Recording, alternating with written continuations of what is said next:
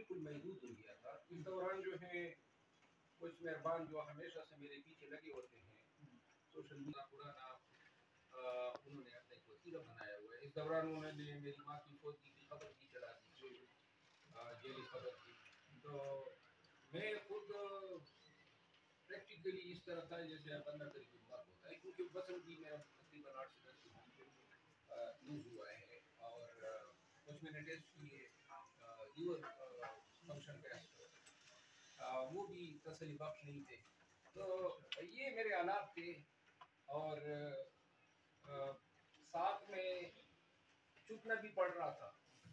बीमारी के बावजूद छुपना भी पड़ रहा था। चुपना इसलिए पड़ रहा था ना कि यहाँ तो पाकिस्तान में तो दवाई मौजूद है, आप एहतजाज में हो या ना हो, गिरफ्तारी तो ये कर सकते हैं। जिस तरह इन्होंने पहले पार्लियामेंट के सामने की, पहले इन्होंने लाहौर हाईकोर्ट के सामने की, अटक में की। तो लिहाजा गिरफ्तारी के लिए कोई जुर्म का होना जरूरी नहीं है मौजूदा हालात में। तो लिहाजा एक तो गिरफ्तारी थी, न घर जा सकता था, अस्पताल जो है जब जाता था या टेस्ट करता था तो जेली नामों से कराना पड़ता था ताकि पीछे से ये आ ना जाए।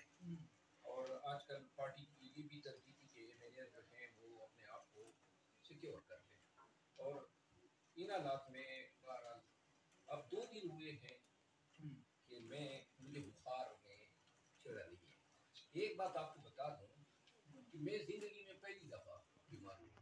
अच्छा, पूरी जिंदगी में पहली बार? जिंदगी में कभी बीमार नहीं हुआ हूँ, पूरी जिंदगी में कभी डॉक्टर के पास गए नहीं, पूरी जिंदगी में कभी एक्सरे कभी टेस्ट इस तरह किए ही नहीं है। ये मरवा साहब नजर लग गई आपको किसी की? और कभी जिंदगी में बुखार नहीं हुआ था। ये बुखार छोटा छोटा बुखार शायद हुआ हो, लेकिन इस तरह का बुखार कि मैं बेड रिडन हो जाऊं। जिंदगी में इतने पॉपुलर भी नहीं हुए आप जितने अब आप हैं, तो हो सकता है कोई नजरें बद लगी हो आपको।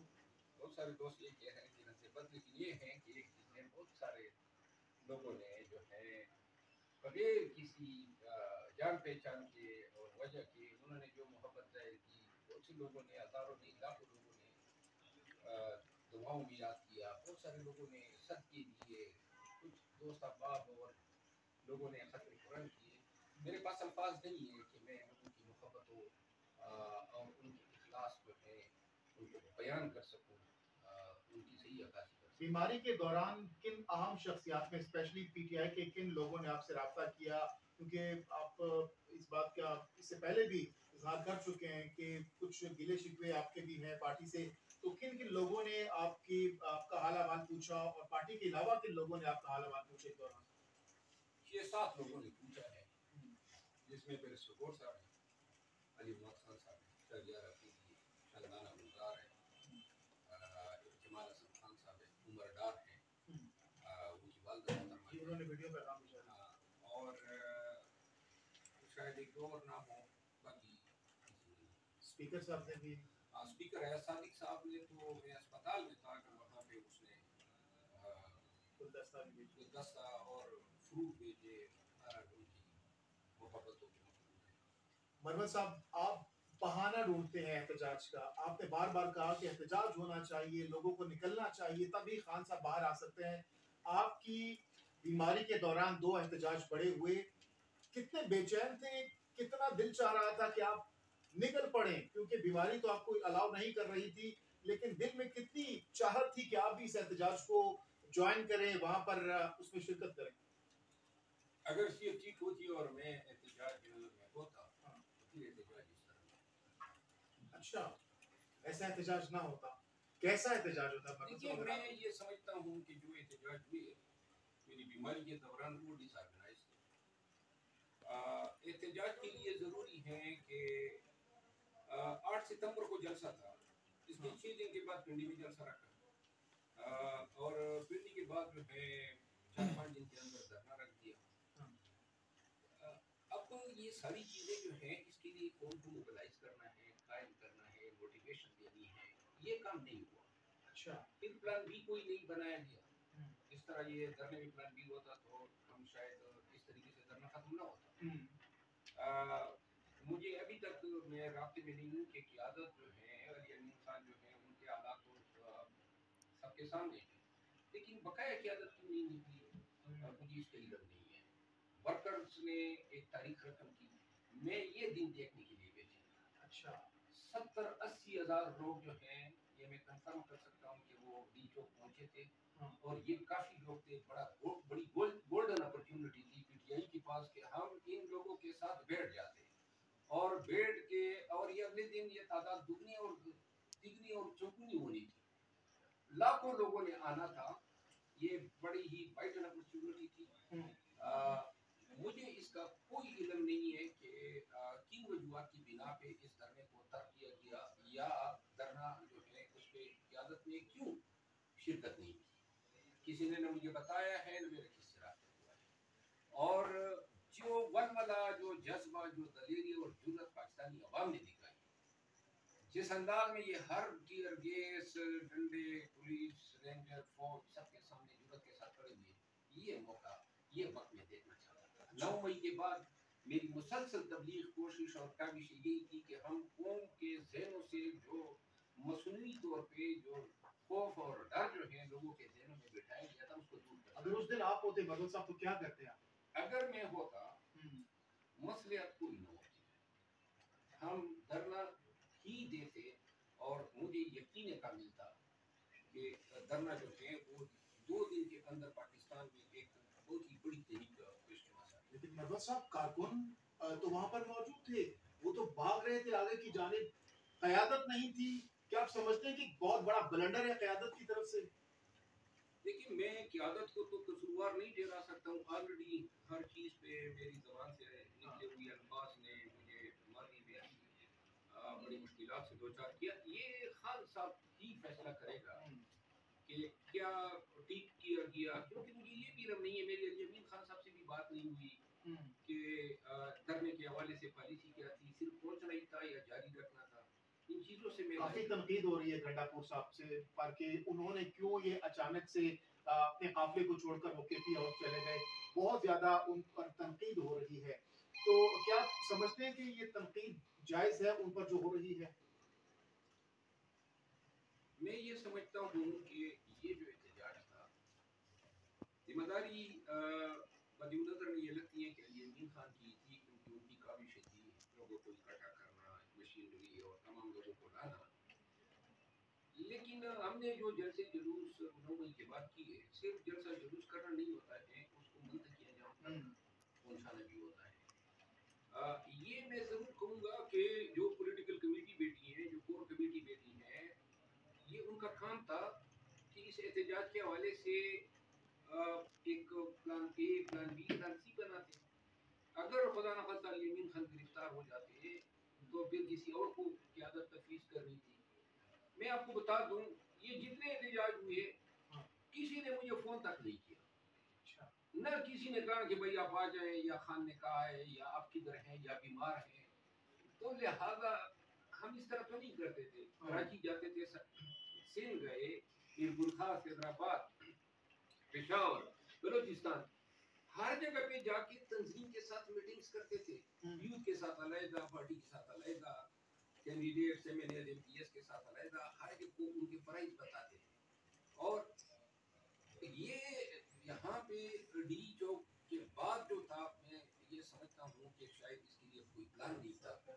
और ये जिम्मेदारी मैं नहीं समझता हूँ कि अली अमीन खान पे डाली जा सकती है। अच्छा, अलबत्ता ये जरूर होना चाहिए था कि इन चीजों का इदराक होना चाहिए था कि ये आराम से तो ना आने देते।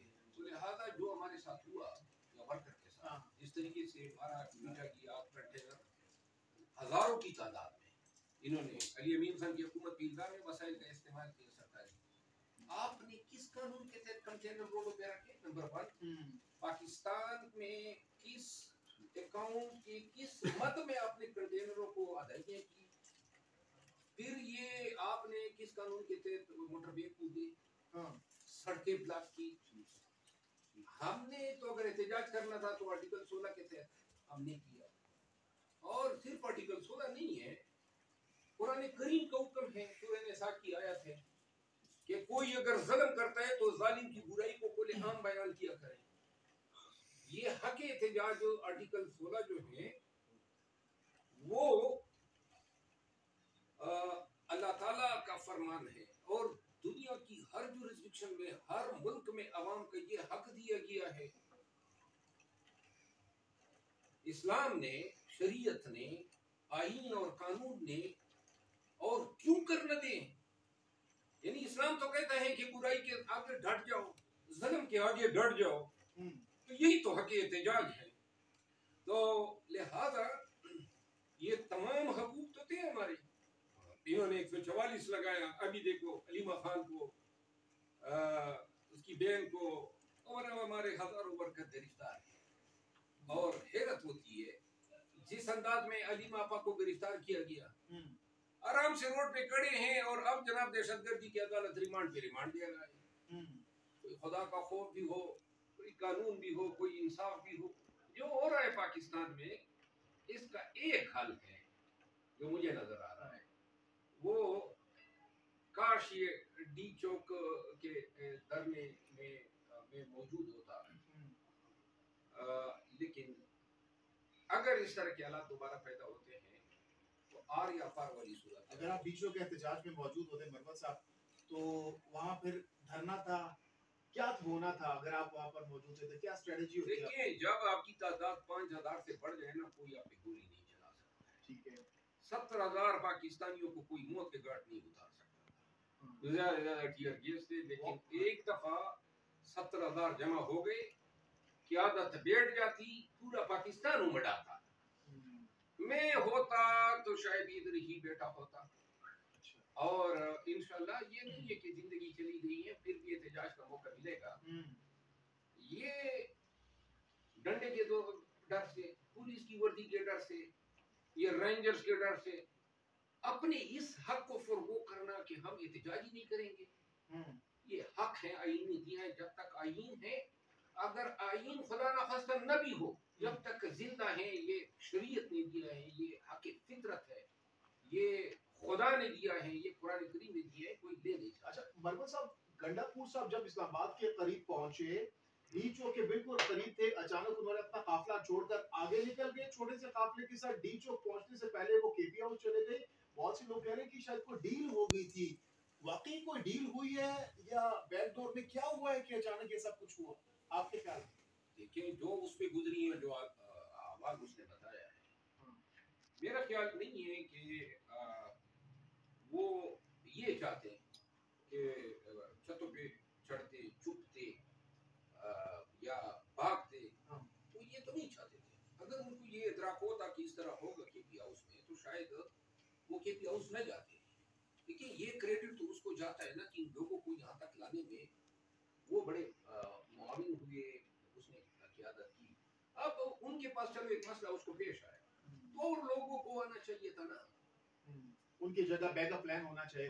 गंडापुर गिरफ्तार हो गए तो ये बंदा आगे जाएगा, वो चीज आप कह रहे हैं फुकदान क़यादत का। कितने अभी तक 200-300 एमएनएस हैं, बल्कि 400-500 पार्टी है, पार्टी की यानी होमवर्क नहीं किया गया था, बैकअप प्लान नहीं था कोई। होना चाहिए था ना, इतना बड़ा काम हो रहा है तो बैकअप प्लान भी होना चाहिए था। अच्छा मतलब साहब, अब क्या आपको लगता है कि दोबारा से अगर कॉल दी जाती है अवाम ऐसे निकलेंगे? क्योंकि अवाम बहुत ज्यादा डीमोटिवेट हुए हैं, उनके जो हौसले थे, जिस जज्बे के साथ वो आए थे इस एहतजाज में, क्या आपको लगता है दोबारा अगर पीटीआई कॉल देती है कारकुन निकलेंगे ऐसे? मेरा ख्याल है एतमाद का फुकदान हुआ है।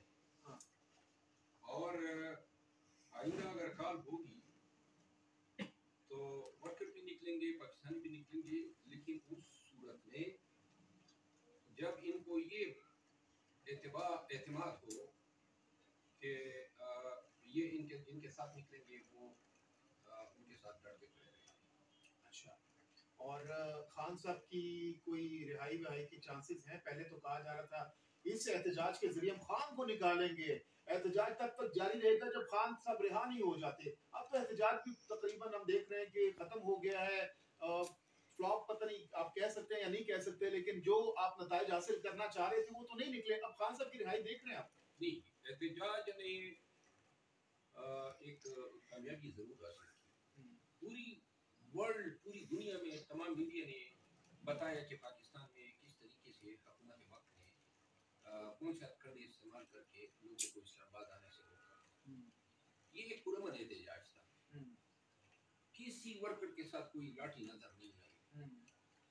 और ये हक जो है तहजीब को मरहूज खातिर रख कर एहतजाज करना, अतः कि कुरान करीम में सूरह अल-मुमिनीन की आयत है कि लड़ाई को जो है वो बेहतरीन तरीके से बुराई को बेहतरीन तरीके से रोके। और हजूर करीम सल्लल्लाहु अलैहि वसल्लम के पास एक आया था, तो उन्होंने कहा कि जी मेरा पड़ोसी मुझे तंग कर रहा है। तो हजूर करीम ने एहतजाज का ये हक उनको बताया। जब तीसरी दफा आया, उन्होंने कहा आप अपने घर का सामान गली के एक साइड पे रख दें। तो उन्होंने ये इस तरह किया, जो भी गुजरता था पूछता था, उसने कहा ये पड़ोसी है, इसके खिलाफ एहतजाज कर रहा हूं। तो यूं जो है सबको पता चल गया। तो ये जो हक एहतजाज है किसी भी अंदाज में हो, और ये जरूर इस अंदाज में होना चाहिए कि वो हज़रत मुआज़ बिन अनस जो है उनसे रिवायत है कि हज़ूर करीम ने एक गज़वा में जब असहाबे किराम जंग पे गए हुए थे तो रास्ता बंद हो गया था। हज़ूर करीम ने कहा कि अब तक जिहाद में भी लोगों के लिए रास्ते